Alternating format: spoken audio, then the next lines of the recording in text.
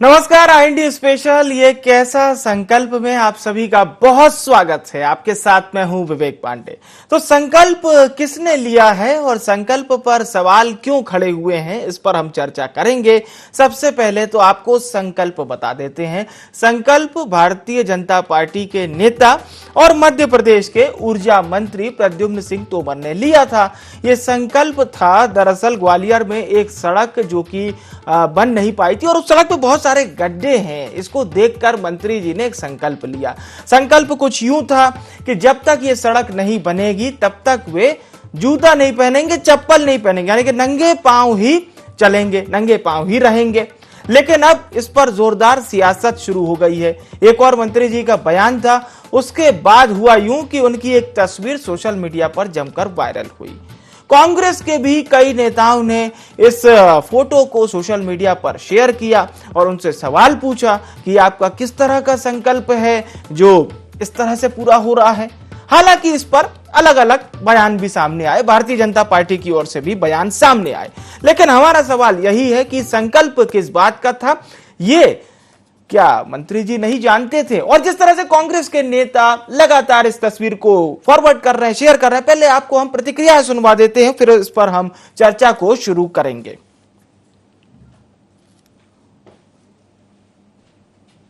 अब देखिए दो तस्वीरें देखिए आप। पहली तस्वीर तो आप अभी की देख रहे हैं जिसमें ऊर्जा मंत्री प्रद्युम्न सिंह तोमर जो कि चप्पल पहने नजर आ रहे हैं। और ये जो आप दूसरी तस्वीर देख रहे हैं, दरअसल यही पुरानी तस्वीर है जिस पर हम चर्चा कर रहे थे कि पहले उन्होंने जूते चप्पल ना पहनने की बात कही थी कि जब तक इस सड़क का निर्माण नहीं होगा तब तक वे जूते चप्पल नहीं पहनेंगे। तो ये दो तस्वीरों के माध्यम से आप इसे समझ सकते हैं।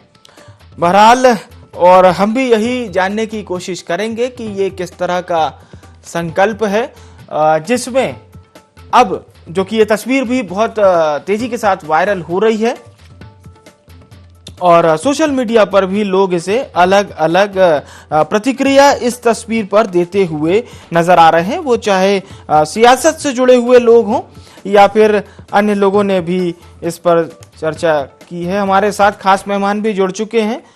कांग्रेस पार्टी के प्रदेश प्रवक्ता योगेश यादव जी हमारे साथ जुड़ चुके हैं और हमारे साथ मध्य प्रदेश के वरिष्ठ पत्रकार देवदत्त दुबे जी भी जुड़ चुके हैं। मैं योगेश यादव जी से ही चर्चा की शुरुआत करना चाहूंगा। योगेश यादव जी, सीधी सी बात है, प्रद्युम्न सिंह तोमर, हालांकि ये सबको पता है, सर्वविदित है कि ये पहले आप ही की पार्टी के एक अभिन्न अंग हुआ करते थे और अब चूंकि ये भारतीय जनता पार्टी में है लेकिन अपने बयानों को लेकर हमेशा चर्चा में रहते हैं। और अभी इनका जो संकल्प था वो इस बात को लेकर था कि जब तक सड़क निर्माण नहीं होगा तब तक वे जूता नहीं पहनेंगे, चप्पल नहीं पहनेंगे। लेकिन ये संकल्प फिलहाल टूटता हुआ नजर आ रहा है। देखिए, पहली बात तो मैं ये स्पष्ट कर दूं कि कहीं ना कहीं से प्रद्युम्न सिंह तोमर जी की आत्मा वो अभी भी कांग्रेस की आत्मा है कि कांग्रेस का चरित्र है कि आंदोलन करना और प्रदर्शन करना, और निश्चित ही वो भारतीय जनता पार्टी के प्रशासन में और भारतीय जनता पार्टी की सत्ता में अपने आप को दम घोटू महसूस कर रहे हैं। इसलिए वो बाकायदा सड़क पर आ जाते हैं और सड़क पर आकर वो अपना प्रदर्शन करते हैं। मेरी तो यही निवेदन है उनसे कि यदि वो अपने आप में बेचैनी महसूस कर रहे हैं क्योंकि चूंकि वो कांग्रेस से ही रिलेटेड रहे हैं और कांग्रेस की ही उनमें आत्मा है, भारतीय जनता पार्टी का त्याग कर देना चाहिए। भारतीय जनता पार्टी के जब मुख्यमंत्री जी उनकी नहीं सुन रहे हैं या भारतीय जनता पार्टी का प्रशासन नहीं सुन रहा है और एक मंत्री को बिना चप्पल के सड़क पर उतरना पड़ रहा है, तो आप जान लीजिए कि मध्य प्रदेश में किस तरीके के हालात हैं। और चूंकि मंत्री जी हैं तो ये चर्चा में भी आ गई कि सड़क खराब है, पूरे मध्य प्रदेश की सड़क खराब है, निकलना मुश्किल हो जाता है साहब। और अब हमारे जो शिवराज सिंह जी हैं वो घोषणा पर घोषणा करते हैं, लेकिन अब ये हालत इतने बदतर होते जा रहे हैं मध्य प्रदेश के कि एक मंत्री को, और वो भी भारतीय जनता पार्टी के ऊर्जा मंत्री को आना पड़ रहा है। तो ये कहीं ना कहीं से इस मानसिकता का परिचय है कि भारतीय जनता पार्टी में मध्य प्रदेश के जो कांग्रेस से आयातित गए हुए नेता हैं वो अपने आप को दम घोटू स्थिति में महसूस कर रहे हैं। और ये स्वाभाविक भी था क्योंकि भारतीय जनता पार्टी में काम आम तो कुछ होता नहीं, कभी धर्म की बातें, कभी अलगाव की बातें, कभी भजन भंडारे की बातें, तो वहां कोई काम करने लायक स्थितियां तो है नहीं। तो मैं समझता हूं ये जो कांग्रेस के 25 विधायक हैं, ये सभी की यही स्थिति है जो प्रद्युम्न सिंह तोमर जी की है। चलिए, हमारे साथ देवदत्त जी भी जुड़ चुके हैं। देवदत्त जी, मेरा सीधा सवाल यही है, हालांकि कई दफा सर जब आपसे संवाद होता है तो वो पिछली दफा तो बयानों को लेकर हो रहा था, लेकिन इस बार संकल्प को लेकर हो रहा है। अब कांग्रेस पार्टी का ये कहना है, हालांकि अलग अलग बयान है, मैं केवल एक बात नहीं कहूंगा कि इस पर, जैसे मैंने एक ट्वीट पढ़ा था नरेंद्र सलूजा जी, उनका ट्वीट था कि ये कैसा संकल्प है, और जब मंत्री जी ने संकल्प लिया था तो कहीं ना कहीं सरकार को भी इसे पूरा करना चाहिए। हालांकि उनकी ओर से दिया हुआ संकल्प उनका ट्वीट था। और जो बात योगेश यादव जी कह रहे हैं वो ये है कि उनका दम घुट रहा है भारतीय जनता पार्टी में। आपको भी ऐसा लगता है क्या, दम घुट रहा है प्रद्युम्न सिंह तोमर का? देखिए, प्रद्युम्न सिंह तोमर लगातार चर्चाओं में बने रहने के लिए कभी नाली में उतरते हैं, कभी खंबे पे चढ़ते हैं और कभी चप्पल उतारने की घोषणा कर दे। वैसे तो संकल्प में कोई विकल्प नहीं होता जी, लेकिन वो चप्पल पहनने का विकल्प घर के अंदर रेस्ट हाउस में दिखा रहे हैं और बाहर नंगे पैर चल रहे हैं। यदि वाकई में ये वाला संकल्प लेंगे तो उनको तो कई वर्षों तक ऐसा रहना पड़े, क्योंकि सड़कें तो ऐसी है, आज बनी कल उखड़ी, और कहाँ की सड़क, आप ये भी सीमा तय नहीं की है कि आप किधर की सड़कें कर रहे हैं। आप चूंकि नगर निगम ग्वालियर में कांग्रेस का मेयर जीता है तो उस नगरीय इलाके की कह रहे हैं, अपनी केवल विधानसभा क्षेत्र की या पूरे प्रदेश की कहाँ की आप बात कर रहे हैं। ये सब भी उनका इरादा खैर अपनी विधानसभा क्षेत्र में होगा और कांग्रेस के मेयर नगर निगम को एक तरह से टारगेट पे लेने का होगा। लेकिन जब भी कोई ऐसा संकल्प लेते हैं तो सोचना चाहिए कि पहले यही मुद्दा था सड़क, बिजली, पानी, जब कांग्रेस 2003 में कांग्रेस की सरकार के बाद भाजपा की आई थी जी। तो कुछ ऐसे मुद्दे हैं जो शाश्वत है, वो उनको कभी ना कभी कोई ना कोई परेशानी आएगी।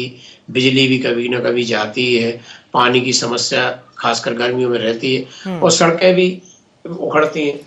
तो इस तरह की पब्लिसिटी के लिए तो स्टंट अच्छे हैं जी, लेकिन इस पे बुनियादी काम होना चाहिए। आप विधायक हैं, उसके लिए संघर्ष करें विधायक निधि से, या जहां महापौर है, सरकार है आपकी, महापौर से ही बात कर सकते, और सरकार में भी आपके विभाग है, उसके अंतर्गत आप राशि दिलाकर उसमें काम कर सकते हैं।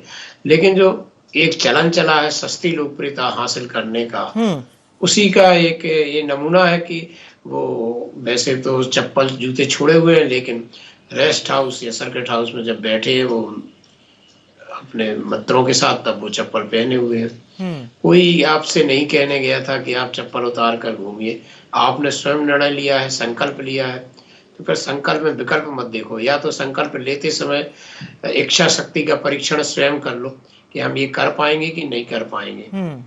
और आप जनप्रतिनिधि हो, आपको साधन संपन्न होना चाहिए, आपको सब कुछ आप पहनो खाओ, लेकिन आप जनता के लिए काम करो।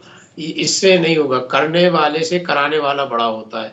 आप नाली में उतर जाते हो, वही आप सफाई करवाते, आप खम्भे पे चढ़ जाते हो, वो आप कर्मचारियों से काम कराइए ना।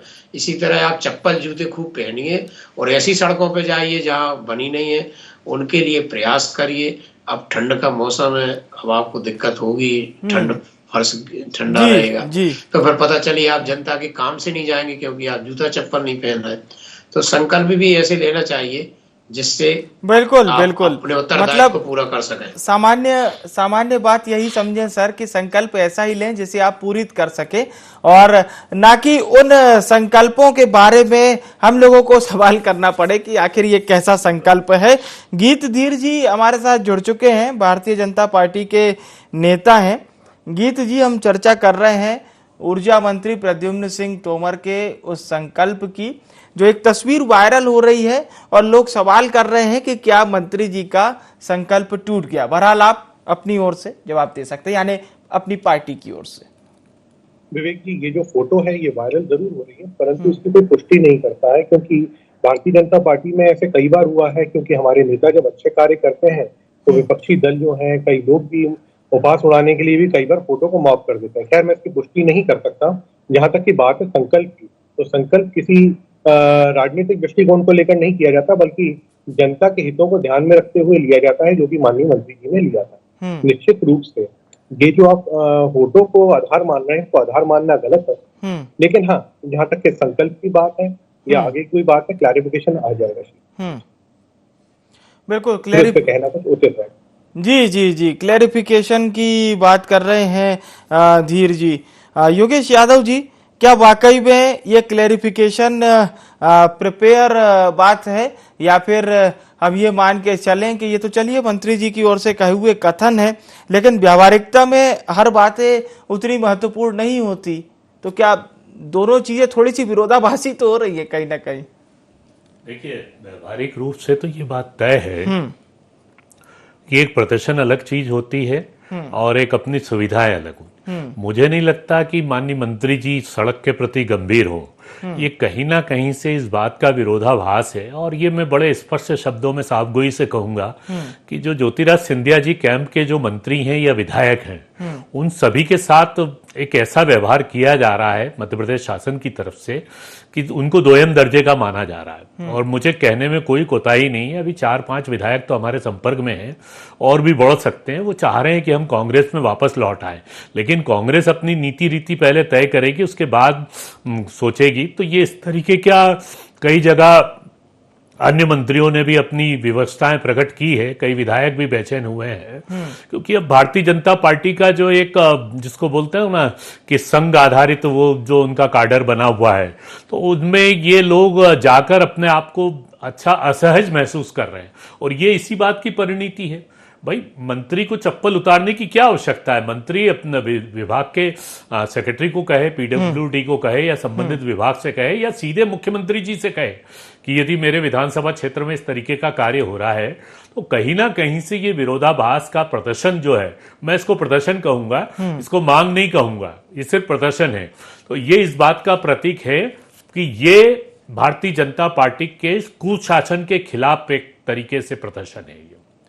जी धीर जी, योगेश यादव जी का कहना है कि ये प्रदर्शन नहीं है, और जो बात योगेश जी कह रहे हैं कि आप लोग भी ऐसा मानते हैं कि वे नेता जो कांग्रेस पार्टी के अभिन्न हिस्सा हुआ करते थे, 3 से 4 बार कांग्रेस पार्टी से विधायक बने, कांग्रेस पार्टी ने उन्हें न केवल पहचान दिलाई बल्कि उनकी पूरा जो राजनीतिक पृष्ठभूमि से लेकर आपकी खुद की एक आइडेंटिटी होती है वो उस पार्टी के बेस्ड।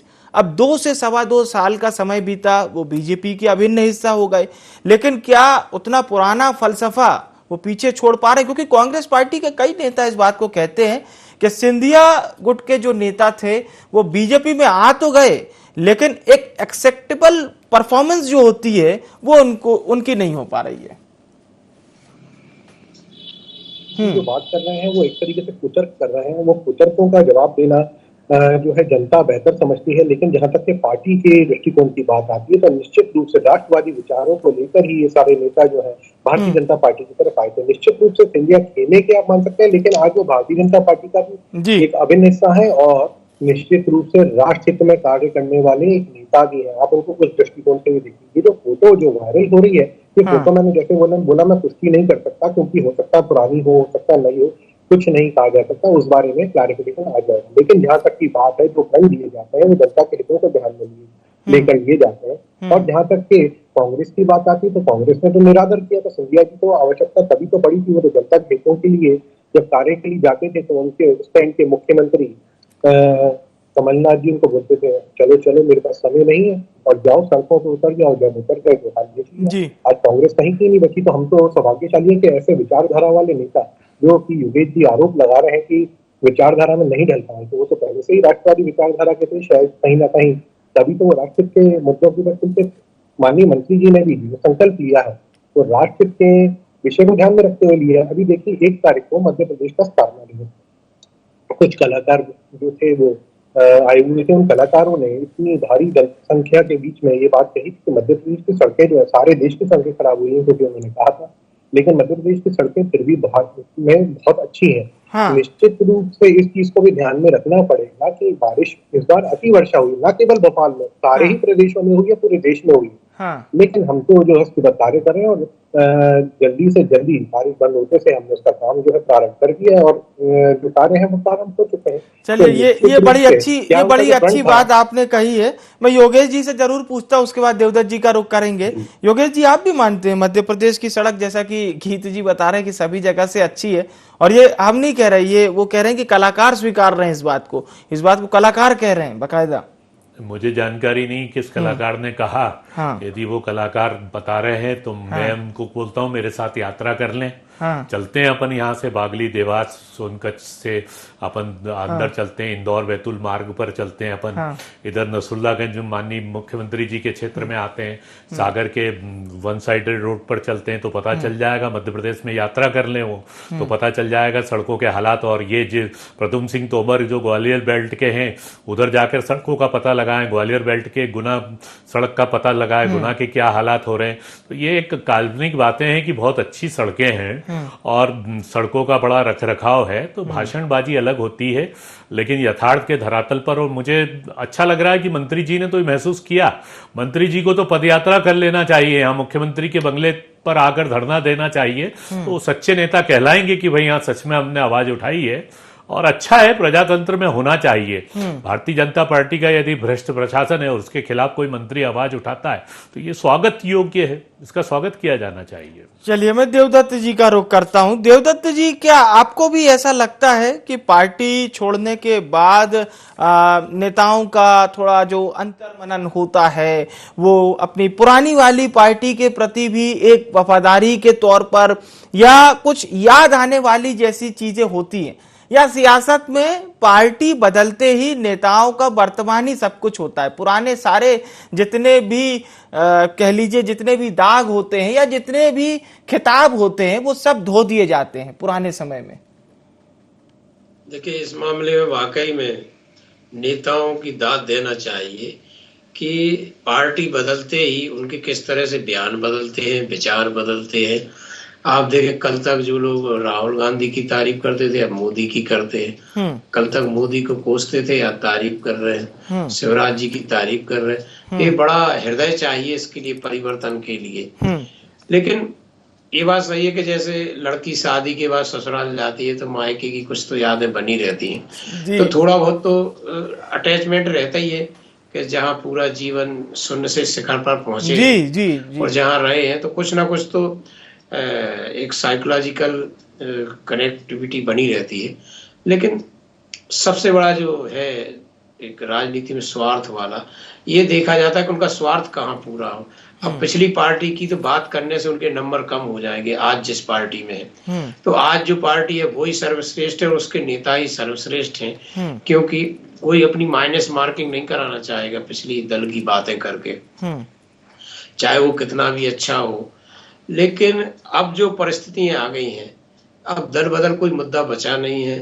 कल के दिन कोई वापस भी जा सकता है। पहले ये मुद्दा हुआ करता था दल बदल, अब कोई मुद्दा नहीं है। कौन कब कहाँ चला जाए इसकी कोई गारंटी नहीं है। जहां जिसका स्वार्थ पूरा हुआ, जिसको लगेगा, क्योंकि वो तो अब बात रही नहीं कि सिद्धांतों की किसी भी दल में सिद्धांत और जो सब है वो सब एक तरफ रखे हैं। वो तो अब जहां दम वहां हम की स्थिति है। तो अब देखते जाइए, इस तरह के प्रदर्शन करने की जरूरत पड़ रही है तो स्वाभाविक रूप से उसको देवदत्त जी बड़ा अच्छा नाम दिया गया है, वो घर वापसी बोलते हैं। बोले हम तो भटक गए थे फिर वापस घर ही आ गए, घर वापसी हो गई। बिल्कुल से बिल्कुल ठीक है। जी बोलिए। अपने यहाँ कहते हैं कि सुबह का भूला शाम को घर आ जाए तो उसे भटका हुआ नहीं मानते। बिल्कुल। मैं गीत जी आपसे अंतिम प्रतिक्रिया लेना चाहूंगा। गीत जी, अंतिम प्रतिक्रिया आपसे। देखिए, पहली बात, मेरे आदरणीय भाई योगेश जी जो बोल रहे थे, योगेश जी अभी वर्तमान में भी देख रहे होंगे आप, मैं हाथ में मोबाइल लेके बात कर रहा हूँ। चैनल से क्षमा भी चाहता हूँ क्योंकि प्रॉपर जो है सीजन लेके नहीं है। आगरा में हूँ, अभी उत्तर प्रदेश में हूँ। जब मध्य प्रदेश की धरती से कल उत्तर प्रदेश में जा रहा था तो बीच में राजस्थान का धौलपुर भी पड़ता है। स्वयं आप ट्रैवल करने की बात कर रहे थे, हमारे दौरे तो होते रहते हैं। हम आपके कांग्रेस के वरिष्ठ नेता, मैं आदर करता हूँ, पूर्व मुख्यमंत्री रहे कमलनाथ जी, लेकिन देखिए गाड़ी से नीचे नहीं उतरते, हम तो जगह जगह उतरते हैं। और कल मुझे राजस्थान में इंटर करने के बाद में और निकलने में जितना समय लगा, रोडों की हालत बहुत बेहतर है मध्य प्रदेश की, कहने में कोई दोहराए वाली बात नहीं है। आप स्वयं मेरे साथ चलें, कभी भी आ जाइए, आपका भी दौरा हो जाएगा, इस बहाने आपको भी जानकारी मिल जाएगी कि भारतीय जनता पार्टी की सरकार में जनता भी खुश है और कितना अच्छा कार्य हो रहा है। निश्चित रूप से जहां तक के मंत्री जी के कथन की और उसकी बात आती है, वो आना चाहिए, आ जाएगा। हो सकता है, मुझे जहां तक के लगता है कि ये फोटो हो सकता है पुरानी या मौत हो, लेकिन क्लैरिफिकेशन आ जाएगा और बहुत छोटी सी बात है। जब फंड लिया जाता है तो जनता के हित के लिए लिया जाता है और वही को हम पूरा करते रहेंगे, उसमें कोई डराने वाली बात नहीं। चलिए, मैं योगेश जी से अंतिम प्रतिक्रिया ले लेता हूं। योगेश जी, देखिए, संदर्भ हमारा मध्य प्रदेश का है और जहां तक राजस्थान की मैंने अभी यात्रा की थी, नीमच के बाद निम्बाहेड़ा होते हुए उदयपुर तक, तो मुझे जो सड़कों का आनंद राजस्थान में आया वैसा मध्य प्रदेश में नहीं। मुझे समझ में नहीं आ रहा कि धीर जी कौन से रूट से गए हैं, लेकिन उदयपुर जयपुर का रूट तो, भीलवाड़ा का रूट तो बहुत जबरदस्त मिला मुझे और मुझे गर्व हुआ कि राजस्थान की सड़कें बहुत बेहतर है। और यदि हम पूरा समीक्षात्मक दृष्टिकोण कर लें तो मध्य प्रदेश की तो बड़ी बदतर हालत है, राजस्थान की सड़कें तो बहुत बढ़िया है। चलिए ठीक है, मेरा निजी अनुभव है। गीत जी, ये यादव जी का निजी अनुभव है जो आपने सुना। मैंने तो उनका जो है ऑफर दिया है उनको कि साथ में चले, इस बहाने कम से कम जमीनी हकीकत से परिचय भी हो जाएगा और जो है कई जगहों पे उनको भारतीय जनता पार्टी के द्वारा किए गए और कार्य हैं उनसे भी अवगत करवा दिया जाएगा। तो अच्छा है, शायद वो भी राष्ट्रवादी विचारों पर आ जाए, क्योंकि हम जो है वो जो राष्ट्रवादी विचार ही है हमारा राष्ट्रवादी विचार यथार्थ के धरातल पर संकल्प में है। हमारा राष्ट्रवादी विचार, हमारा राष्ट्रवादी विचार राजनीति का नहीं है। ऐसा ही होता है। गांधी जी को तो देखिए, तो गांधी जी का जितना सम्मान हमने किया है, माननीय मोदी जी ने सबसे पहले स्वच्छ भारत की बात करते थे, हम जो है वो गांव स्वराज की बात करते थे। गांव स्वराज का उनका सपना जो है कहीं ना कहीं मोदी जी ने ही पूरा किया। तो निश्चित रूप से आप जो गांधीवादी बात कर रहे हैं उस पर तो हम आपके आधा नंबर लेकर जाते हैं, बट नाम नंबर की बात नहीं होती, काम होने चाहिए, जनता के हितों के लिए कार्य करना चाहिए कोई भी राजनीतिक दल और भारतीय जनता पार्टी उसको भली भांति कर रहा है। मैं सिर्फ यही आपके चैनल के माध्यम से और आपको भी और जनता को भी अवगत करवाना चाहता हूं। और आपका कभी भी चले साथ में। राष्ट्रवादी विचार है तो हमें महंगाई पर बात करना चाहिए, बेरोजगारी पर बात करना चाहिए, हमें देश की अर्थव्यवस्था पर बात करना चाहिए। यह असली राष्ट्रवाद है। असली राष्ट्रवाद की परिभाषा ये है। राष्ट्रवाद की परिभाषा ये नहीं कि हम वैमनस्यता पैदा करें, धार्मिक उन्माद पैदा करें।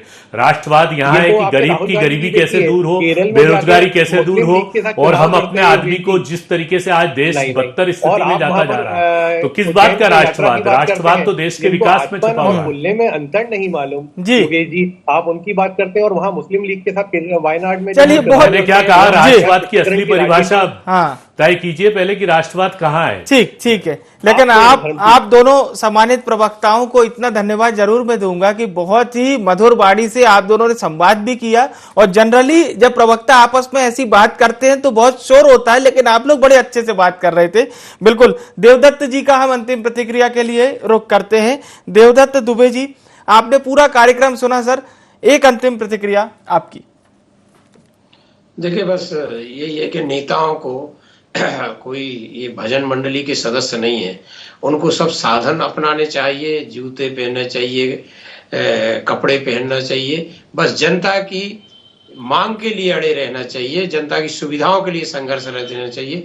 इससे ये तो उनका सन्यासी त्यागियों का काम है कि वो चप्पल छोड़ दें, कपड़े छोड़ दें, खाना छोड़ दें। आप खूब खाइए, पहनिए, लेकिन जनता के लिए लड़िए, और जब अपनी ही सरकार है तो उसके लिए प्रयास करिए। कहीं ऐसा ना हो कि आप बिना चप्पल के कहीं जाने में संकोच करें और आप जनता के हित की बात ना कर पाए। और एक ऐसा संकल्प लीजिए जिसमें हम सब कुछ करते हुए केवल जवाबदेही उस वोट के प्रति होंगे, जिस वोट की दम पर आपको ये सब मिला है। आपको क्या क्या छोड़ोगे, लाल बत्ती छोड़ोगे, बंगला छोड़ोगे, क्या छोड़ोगे? आप काम करिए और संघर्ष करिए। बिल्कुल बिल्कुल, बहुत बहुत धन्यवाद देवदत्त जी, योगेश जी, गीत जी, आप सभी मेहमानों का हमारे साथ चर्चा में जुड़ने के लिए। तो सियासत में संकल्प का कितना महत्व होता है, एक संकल्प मध्य प्रदेश के पूर्व मुख्यमंत्री दिग्विजय सिंह ने भी लिया था। वो संकल्प ये था कि जब कांग्रेस सरकार अपदस्थ हो गई थी मध्य प्रदेश में, तो उन्होंने कहा था 10 साल में सियासत में एंट्री नहीं लूंगा, सक्रिय राजनीति से ये 10 साल का मेरा वनवास होगा और मुझे 10 साल के लिए सियासत से दूर ही माना जाए।